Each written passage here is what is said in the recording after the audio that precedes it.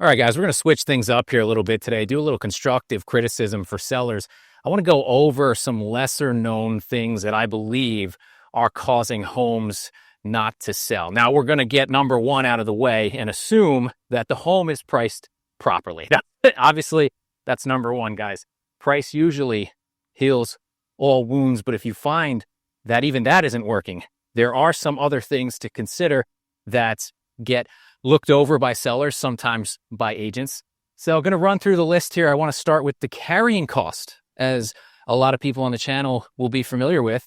The cost of living here in Florida has gone through the roof, not just here, everywhere in the nation. And when you're pricing your home, you have to know your buyer demographic. You have to know who your most likely buyer is and what sort of carrying costs associated with owning a home they're going to be comfortable with. If you have a $5,000-$6,000 insurance policy on a home that you're going to list for $300, $350, you're going to have a hard time finding a buyer at that price point that's going to carry that type of insurance nut at the end of the day. And you know what's interesting is when we sell homes, there is a section in the MLS for us to indicate whether any concessions were given, so appraisers can consider that. So you could say a home sold at 95% to ask, seller gave the buyer $6,000 to help them close. Appraisers will take that and they will use that in their comparables for other homes. I think there's going to need to be in the future a carrying cost section there, average carrying costs, because that is drastically altering the housing market here and the sellability of a lot of homes, even somewhere where I'm walking to them in Punta Gorda Isles.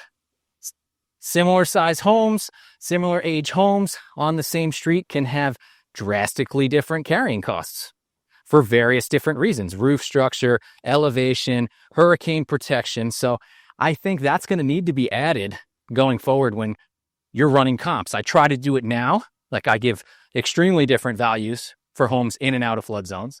But this is, you got to look at all this kind of stuff.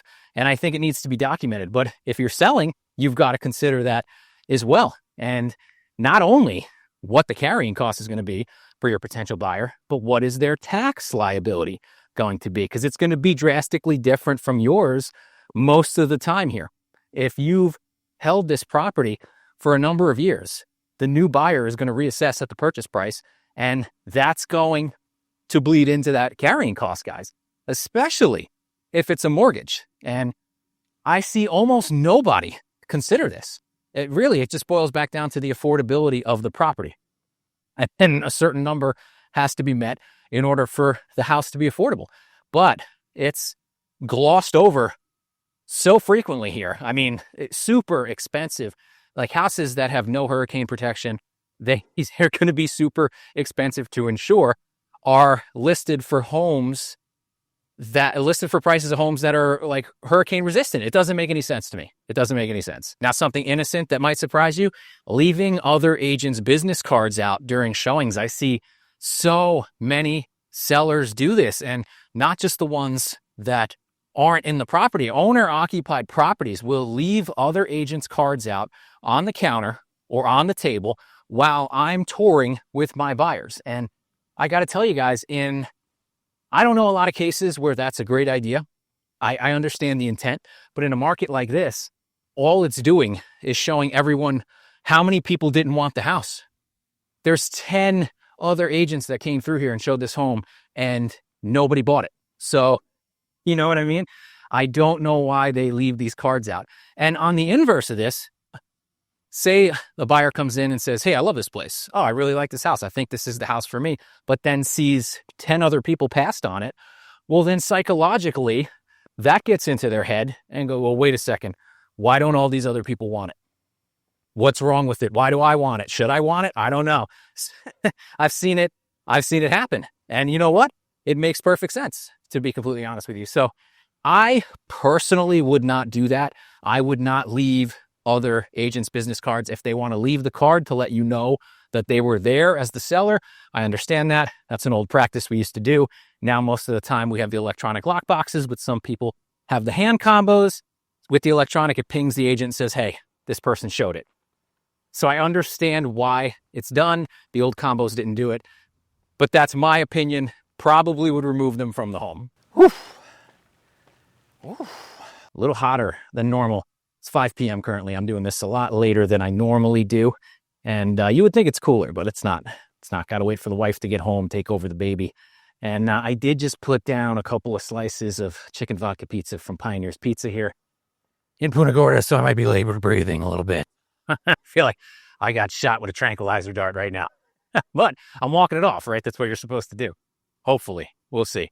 But anyway, guys, if you enjoy this content, please consider liking this video, maybe subscribing to the channel or commenting below just to let me know. Helps me out immensely, and we'll get right back to the video. Smells. You would think this would be an easy one. Obviously, cigarette smell, kiss of death, especially here in Florida because it gets in the vents, it's in the system, it's a mess, and you can try to ozone it. There's a lot of things you can try to do. You can kill the walls, but no guarantees. So, and I don't understand why. Yeah, I get it's hot outside, guys, but it's Florida. Go outside and smoke. It's crazy. It's crazy. But not just cigarette smells, guys. Food, any kind of food, pets, obviously. But I see a lot of agents are afraid to tell sellers. It's hard to tell somebody their house smells. I get it. But it has to be said. And a lot of times it's not. And so you have a multitude of showings and no one is saying anything. Nobody wants to be rude. Sometimes agents don't want to hurt feelings. And we can't figure out why no offers are coming in. House may smell. The house may smell. And I would say as a seller, if you have friends or family you trust, have them come over and tell you, be like, hey man, I'm going to list this house. You smell anything in here? Tell me now, and try to address it beforehand. And on the inverse of that, air fresheners, guys, air fresheners, cleaners, when you do stuff like that, it also throws off alarm bells. It scares buyers generally. They start to think that you're covering something up. I've been in houses that smelled like bleach recently, and I couldn't even stay in there. My eyes were burning. I was like, guys, you can go in if you could tolerate it. I can't stay in here. And it makes not only like the hairs on people's necks go up and start questioning what's going on, but it makes the experience of showing so unpleasant that it makes it that much harder to sell the home. Turning all the lights on, guys. I understand. Let me tell you something. As soon as I go in a house with all the lights on, once we walk through it, the first thing I do is I turn them all off because I want the buyers to see what does the house look like without the lights on, because obviously they're on for a reason. So it's probably dark in here. And really all that's going to happen is if you leave all the lights on, they don't see what it looks like without it. Most likely they're going to put an offer on it, go, I love this house, go to the inspection, see how dark it is and go, oh, no, I can't do this. I'm out of here. So I'm really trying to save everybody time and aggravation with that. But if your house is dark, guys, your house is dark. And there is going to need to be a price adjustment for that. Most of the time, 90% of people will notice that. I don't mean the textures are dark. I don't mean the style is dark. I mean, it's a dark house. It's hard to see in the daylight. Putting the lights on, big red flag for me. Tenants, forget about it. Like, trying to sell a tenant-occupied home, in my opinion, is one of the hardest things to do. You might as well put it on a 4-lane highway, have a converted garage. It's so extremely difficult in a market like this to sell a house with tenants in it. One, because there's not other investors looking to pick these up. And two, the buyers have so many options that why would they go through the trouble unless this is the greatest property in the world, which we all know tenant-occupied properties are. They're well kept and respectfully and tastefully decorated most of the time. And the tenants never make it hard for you to show them. So unless this is the greatest property in the world, why would they go through the hassle of dealing with the tenants, especially if there's a lease in place? Sorry, Mr. Landlord, I'm not here to evict people, because that's basically what could happen. If you buy this place, it's got a lease in place, and you're not planning on using it as an investment property, you want to use it as your primary. I don't know a lot of people, like I said, in this market that are going to be willing to become temporary landlords and hope those tenants leave when the time comes. If there's not a lease in place, it's a little easier. It's a little easier to say, as a buyer, you can request in the contract, tenants have to vacate the property prior to closing on it. I always suggest, if you do that, an additional reinspection also be put in the contract to protect yourself. After the tenants take everything out, you go back in, you do your reinspection, make sure everything's okay. But Tenant-filled properties, super, super tough. Next up is making showings difficult. And I don't understand it. Like some people will list homes and say no showings between 8 and 4. And this is going to piss a lot of people off. I know who you are because you work from home. You're going to say, well, I got to work from home all day. Well, I don't know, man. You got to make it happen. No showings between 8 and 4, or only weekends afternoon, nothing before 11, all this crazy stuff. It just makes it harder to sell your house. You have got to be ready in a market such as this, generally any market really, to really pack up within a few hours and make the house showable. If you can. If you've got to do a 24-hour notice, that's understandable too, but blocking off areas with the amount of inventory that's out there is going to make a lot of agents and buyers are just going to go, nah, well, yeah, we'll do a drive-by. We'll see if we like it. And they may have loved it. But their timeline couldn't be met. So I'm going to get a lot of flack for that one. I already know it, but I'm just putting it out there, guys. This is what I see happen. Another one is do not be home for showings. Sellers, leave. Don't be present while the buyers are walking around your home. It's uncomfortable for everyone 90% of the time. Sometimes it's great. We all have a lot of fun. But most of the time, it's not. People don't like that. That is, especially in today's day and age, people want to do a private tour and they don't want the owner there. Even, you know what, guys? Even if you're doing a for sale by owner, step out.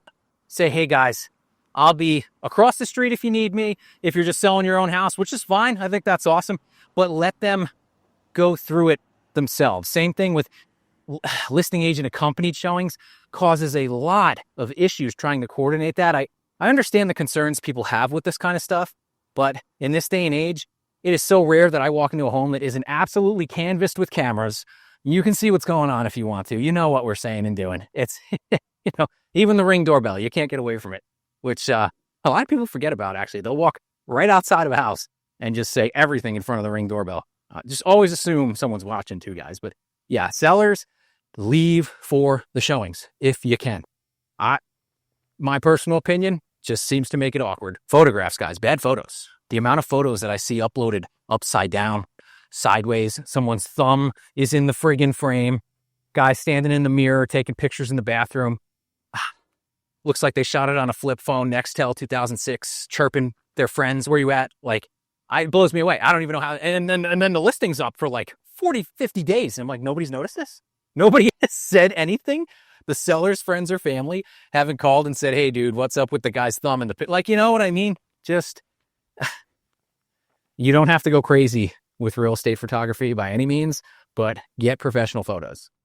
Unless your real estate agent is also a photographer. All right, guys, just thought it'd be cool to spitball some of those out. If you guys enjoyed this video, hit that like button, maybe subscribe to the channel, and I'll catch you next time.